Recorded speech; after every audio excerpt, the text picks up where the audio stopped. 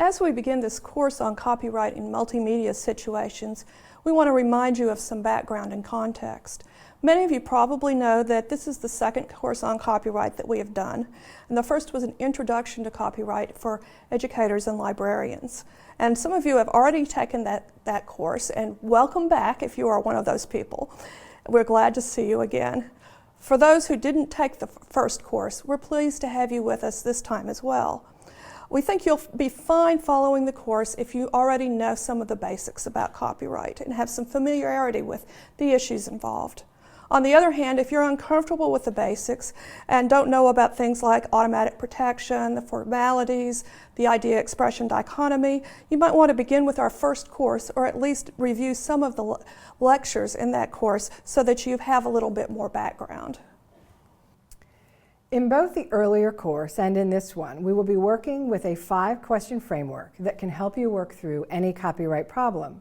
The questions in that framework apply to any type of media, although answering the questions may depend heavily on the specific facts surrounding that particular material. A handout explaining the framework is included as part of this module. We encourage you to look at it, to study it, and keep it with you as you proceed through these modules.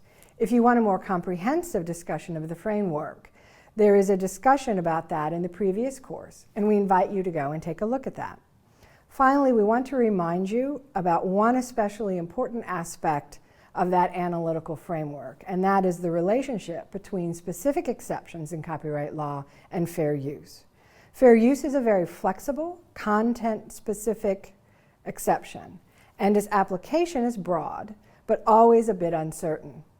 The specific exceptions, on the other hand, provide greater certainty, but only if the circumstances in your situation are a close match to the kind of uses the exception was intended for. Throughout these videos, we will look at specific exceptions that were written for particular uses of images, music, or video. Some of these are comprehensive, and some are format specific. But either way, they will be useful if they precisely address your situation. On the other hand, there are many situations that are unique, particularly because new media seems to invite creativity. There will be many times when a specific exception just does not fit the use you're contemplating. When that happens, remember that you can move on in the framework and ask whether your proposed use is a fair use.